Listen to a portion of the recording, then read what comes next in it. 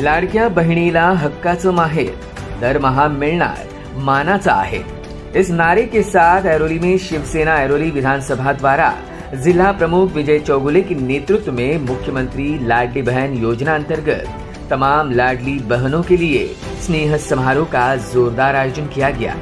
मौका रक्षाबंधन का था, इसलिए सैकड़ों महिलाओं ने विजय चौगुले की कलाई पर राखी बांधकर रक्षाबंधन का पर्व मनाया। तो वहीं यहां आई हुई सभी महिलाओं ने मुख्यमंत्री एकनाथ शिंदे को भी बड़े पैमाने पर राखियां भेजी।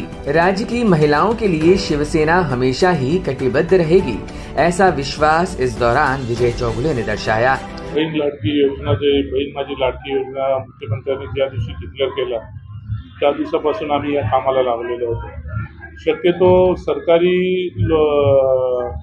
लोकांना विसंबून न राहता आम्ही प्रत्येक शाखेमध्ये आम्ही फॉर्म भरतो। जवळपास मी इथं म्हणजे हे इथल्या या मध्यवर्ती कार्यालयामधून जवळपास 14,000 फॉर्म आम्ही भरून दिले। त्यांना OTP वगैरे देऊन नंतर ॲपद्वारे शेवटच्या दिवसामध्ये सर्वांना ॲपद्वारे पण त्यांना सर्वांचं हे केलं। आज सर्वांना त्याचा लाभ होतो आणि सर्वसामान्य जनतेला हा लाभ भेटला पाहिजे, कारण नव्या मुंबईची जनता ही सर्वसामान्य लोकांची जनता आहे।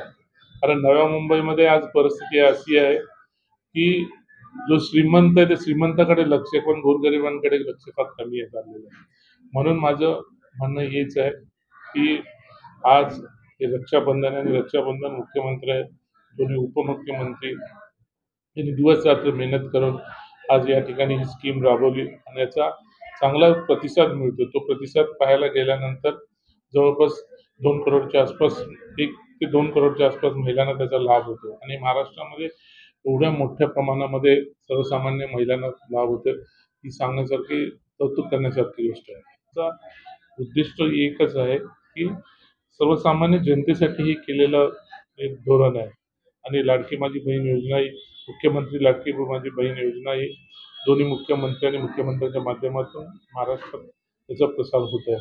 ही चांगली गोष्ट आहे। नवी मुंबई या आता समजेल आपल्याला की नव्या मुंबईमध्ये लाडकी बहिणीला किती लोकांनी फॉर्म भरलेला आहे, त्याचा संपूर्ण आकडा येईल। त्या कमिटीमध्ये मी सुद्धा आहे, त्या माध्यमातून तो आकडा पण समोर। मी स्वतः 14,000 फॉर्म आम्ही स्वतः या ठिकाणी भरले। म्हणजे आम्हाला वाटते की जास्तीत जास्त त्या नव्या मुंबईतल्या लोकांना त्याचा फायदा व्हायला पाहिजे आणि तो फायदा झालाच असेल। आणि मला एकच वाटतं की आम्ही फक्त राखी बांधून न घेता आम्ही आमचं कर्तव्य सुद्धा करायला पाहिजे।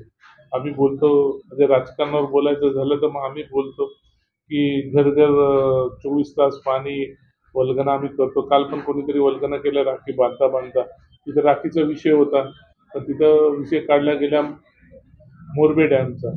आता मी सर्वसामान्य जनतेचं हे बोलतोय, मोरबे डॅमच्या लोकांना, सर्वसामान्य लोकांना पाणी भेटायला पाहिजे। आज ऐरोली आणि सर्व झोपडपट्टी भागामध्ये मोरबेचे एक थेंब सुद्धा पाणी भेटत नाही। आज झोपडपट्टीच्या लोकांची अशी परिस्थिती आहे की 3-3 दिवस, 4-4 दिवस पाणी भेटत नाही। म्हणून मोरबे डॅम हे ओरडण्यापेक्षा सर्वसामान्य जनतेच्या पर्यंत पाणी पोचवा।